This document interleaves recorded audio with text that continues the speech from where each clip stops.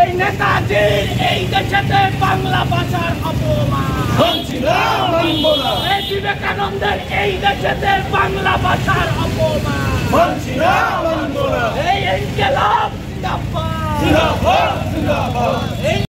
মুদের গরব, মুদের আশা, আমরি বাংলা ভাষা।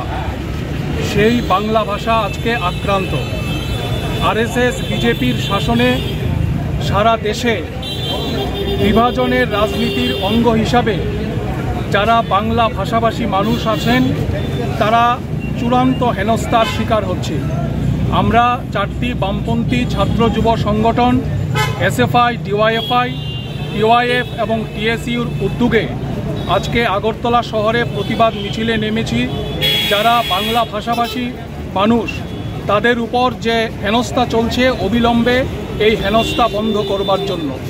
আরএসএস বিজেপির মূল স্লোগান হচ্ছে হিন্দি, হিন্দু এবং হিন্দুস্তান।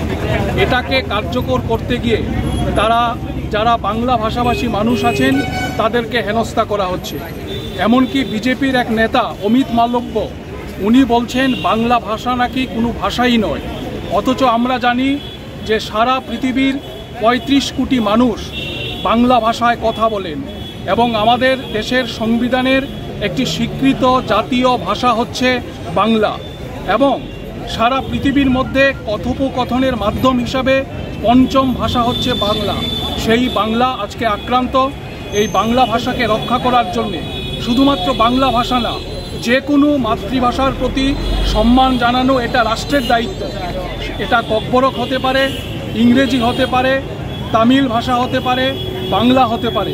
ফলে এই ভাষার প্রতি আরএসএস বিজেপির যে বিভাজনমূলক দৃষ্টিভঙ্গি তার প্রতিবাদেই আমরা আজকে রাস্তায় নেমেছি, প্রতিবাদে সামিল হয়েছি। আমরা আশা করব আমাদের রাজ্যের এবং সারা দেশের সমস্ত শুভবুদ্ধি সম্পন্ন প্রগতিশীল মানুষ যারা বিভাজনের রাজনীতির বিরুদ্ধে, যারা আরএসএস বিজেপির অন্ধকারের রাজনীতির বিরুদ্ধে, তারা প্রতিবাদে সোচ্চার হবে। থাকা সত্ত্বেও শুধুমাত্র বাংলায় কথা বলার জন্য বিজেপি শাসিত রাজ্যগুলিতে মানুষের উপর অকথ্য নির্যাতন চালাচ্ছে। আমরা জানাই ধিক্কার। বাংলা বলা কোনো অপরাধ নয়। বিজেপি আরএসএসের এই রাজনীতির বিরুদ্ধে জনগণ বাংলা ভাষা বলার অপরাধে গোটা দেশে বিজেপি শাসিত রাজ্যগুলিতে অসংখ্য শ্রমিকদের গ্রেপ্তার করছে। কাগজপত্র থাকা সত্ত্বেও শুধুমাত্র বাংলায় কথা বলার জন্য বিজেপি শাসিত রাজ্যগুলিতে মানুষের উপর অকথ্য নির্যাতন চালাচ্ছে। আমরা জানাই ধিক্কার। বাংলা বলা কোনো অপরাধ নয়। বিজেপি